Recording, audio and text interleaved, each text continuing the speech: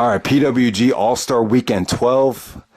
These shows took place back in March, and this was a good weekend for PWG. I honestly thought that this weekend probably had better one-on-one matches than Bola. Obviously, what put Bola over the top were some of the tag matches, but yeah, man, they did not do DDT4 this year.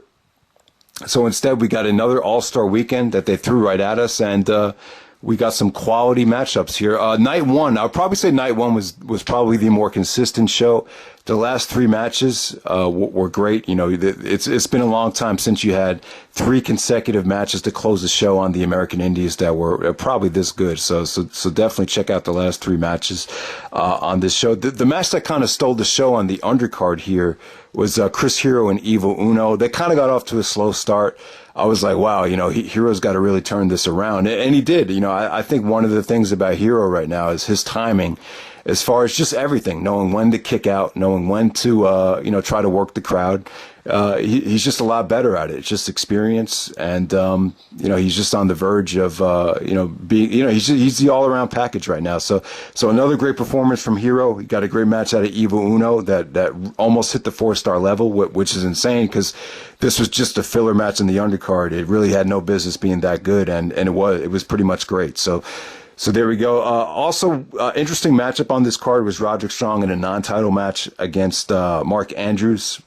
It's kind of an example of a champion giving a up and coming high flyer, just a chance to show what he can do. Kind of reminded me of like a Kurt Angle and Brian Kendrick, or Undertaker Jeff Hardy, that type of scenario. But Roderick went out of his way, and Andrews got to show what he can do here. He was able to hang with Roderick. It didn't blow me away. People aren't going to look to this as the turning point for Mark Andrews' career, but it was a nice showcase for him, and it really allowed Roderick to make himself look dominant heading into his big title match the next night.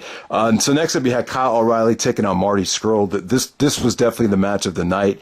I came so close to putting this match in my top 5 of the year. This is Kyle's return to PWG after the ROH and PWG agreement was resolved. And Ring of Honor could definitely take note of this match. This is definitely a WrestleMania worthy, type of match that you could book at a Supercard of Honor. These guys had great chemistry.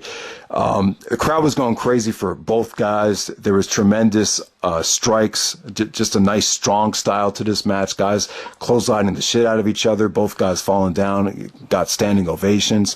The transitions to the submissions were crazy. The drama to the rope breaks got great reactions. Kyle actually made Marty tap out to the ankle lock, and the drama on that tap out was kind of reminiscent of Shawn Michaels tapping out at WrestleMania 21. That's what it reminded me of. So these guys just clicked.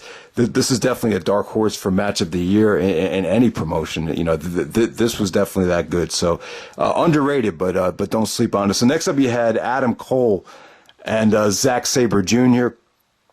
This is a rematch from Bola 2014.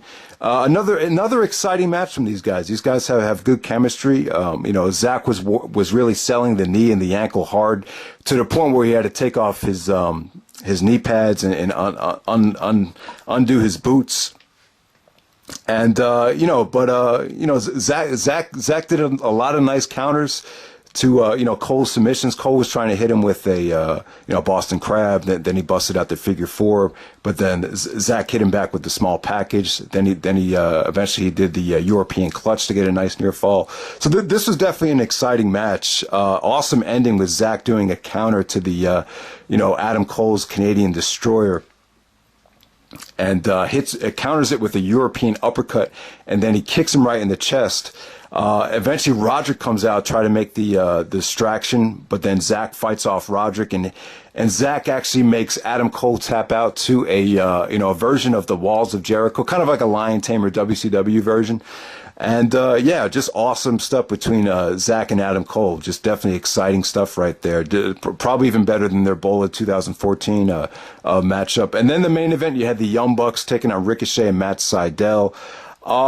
Interesting thing about this match was that, very rarely can you find two guys that could, outdo the Young Bucks as far as athleticism and spots. But Ricochet and Matt Sydal are two guys that can do it, and they really shined here. They really dominated the Bucks here as far as their high flying and their tag team work. They really had the upper hand on the Bucks throughout the whole match. What turned this thing around for the Bucks was they started using throughout this whole weekend they started using hairspray. I guess it's like their new heelish tactic that they use. But just another awesome match from the Young Bucks. This is kind of going to get overshadowed by the Bola tag team match.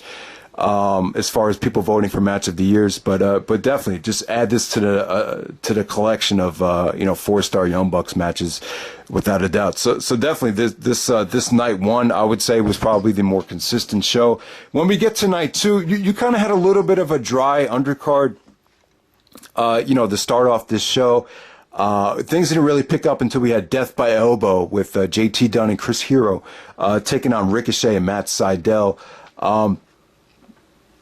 It's a slow burn. They took a while to get going. Eventually, Hero hit a Hurricane Rana. Then we had some nice, fun action it was a little bit spotty at the beginning, but as the match progressed, it was more about trying to, get the upper hand with, Hero and Dunn going for the elbows. But, Ricochet and Sydal countered that by trying to go more for, running knees, kicks to the face, some nice combination, spots with just a lot of vicious kicks to kind of offset the elbows. So definitely, this was probably a better showing from Death by Elbow than the Young Bucks match. I thought both these teams clicked, and great. This was great experience for JT Dunn to be in the ring with high flyers as established as Ricochet and Matt Sydal at this point in their careers. So definitely a great match there. Then the next up, you had Adam Cole taking on Trent. Apparently Trent had a breakout match against Hero, so they're pushing him pretty heavily when you get to this point. And he got a big win over Cole here. Cole was kind of annoyed by the fans. A lot of the fans were chanting defense and offense. I didn't really know why, but Cole actually hit Trent with a Packers power driver on the edge of the ring apron, and then Cole actually goes for a Canadian Destroyer off the top rope, hits it on Trent. Trent no sells it and does a crucifix pin to Cole to get the 1-2-3 upset. So Trent goes over, and Adam Cole does the job there. It was a good match, but it wasn't the type of breakout match that I think they were trying to continue to build with Trent. But so we'll move on from there. Next up, we had the Young Bucks and Red Dragon. And, we've seen Young Bucks and Red Dragon wrestle countless times in Ring of Honor. They had a trilogy in Ring of Honor. So if you've seen a match so many times, why would you want to see it again? Sometimes with PWG, the atmosphere is so unique. You just kind of want to see how things would play out in a PWG atmosphere. So that's why I think a lot of people would book, rematches again. And, they had another really good match here. I can't say that this topped any of the Ring of Honor matches, that this might have been their weakest match out of the 4 that they've had. But it definitely still had its moments. Obviously, with this match, you had a lot of double submissions from Bobby Fish and Kyle O'Reilly. There were some nice breakups with the Bucks just, holding on for their life with just, breaking up the submissions while the guy had the submission on him. There was a spot in the match where Kyle had a guillotine. What was it? A guillotine choke on one of the Bucks. And I think, Matt or Nick Jackson hit a 450 splash to break up the submission. So this match definitely had its moments, but at the end of the day, it didn't compare to the first time these guys met together. And, by this point, you've just seen these teams wrestle so many times. It just doesn't feel as special as it did for the first time. But just another good showing from both teams. Nothing to really complain about. And then obviously the match of the weekend, definitely a match of the year candidate, Roderick Strong and Zack Sabre Jr. for the PWG title. This is about 13 months in the making. This is a rematch from Don't Sweat the Technique from last year. I prefer the Don't Sweat the Technique match. That match was, I thought that match was actually more exciting and it definitely felt more refreshing. This match was quite different. They didn't take as many chances in this match. This match actually was more of a storytelling type of match. Roderick was very frustrated here. He got very frustrated to the point where he took off his boot. and the crowd was chanting "shitty little boots" and then "shitty little socks." So that was pretty funny. With this match, Zack pretty much just dominated the match. Well, as far as submissions go, Roderick just had such a tough time, staying away from Zack's submissions, and he just got frustrated as the match went on. The only way Roderick really got any offenses in was when he would hit a high-powered move. So it was basically Zack applying submissions, but Roderick always trying to do, a backbreaker or a kick or a power bomb. Always a high-impact move from Roderick to really, to get Zack off his game. But, ended up being a great match. Zack actually hit him with a, butterfly suplex into a cross arm breaker. And God damn it, by the ending of this match, Zack made Roderick look like a pretzel. I believe eventually hit him with an abdominal stretch. And as he had the abdominal stretch, he hit him with the stretch muffler. So he looked like he had 3 submissions on him at the same time while Roderick is without his boot on. It just looked like Roderick had nothing left. It just looked exhausted, and Roderick taps out. Zack Sabre Jr., the new Pro Wrestling Guerrilla champion. And it's a shame, the PWG title, even though we've had it, Roderick just had a great reign, and now Zack has it. You have the title on these great wrestlers, but it just doesn't feel like the title is, still that credible or still that important. I think, it's a little problem, but part of the problem is you don't see the guy come out to the ring with the title.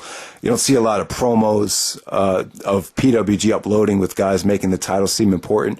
PWG's always been more about dream matches and tournaments. It hasn't really been that about the title, but you do have the title on these, some of the best wrestlers in the world right now. You might as well go out of your way to try to make this title seem more important. So we'll see what happens. The title is definitely in great hands right now. Just some final thoughts on the undercards here. When you look at this card on paper, you're just like, the matches don't really look that interesting. But when you really look at the matches, you're like, wow, a lot of these guys are really well established. A lot of these guys have, like even Drew Galloway versus Trevor Lee. It doesn't sound sexy on paper, but when you look at both guys' careers and what both guys have accomplished over the last couple of years, it is kind of a big money match. So, I thought Drew Galloway's matches were somewhat dull throughout the weekend. Trevor Lee's matches were kind of just there. I thought Marty Scurll had a good weekend. Chuck Taylor had a good weekend too. I thought he kind of reestablished himself as a good character throughout this whole weekend. So the undercards were good. Everything was good. Probably the worst match of the weekend was Drew Galloway and Trevor Lee. But other than that, man, I just thought this is a great weekend for Pro Wrestling Guerrilla. The 2 best matches of the weekend were Kyle O'Reilly and Marty Scurll. And then you had Roderick Strong and Zack Sabre Jr. for the title. Those are probably the 2 best matches. But, you can't go wrong with these shows. These are probably I would say the 2 best, besides Supercard of Honor 10 Night 1 and maybe Bola Night 2. These are probably the 2 best American indie shows of the year from what I've seen. So definitely check them out.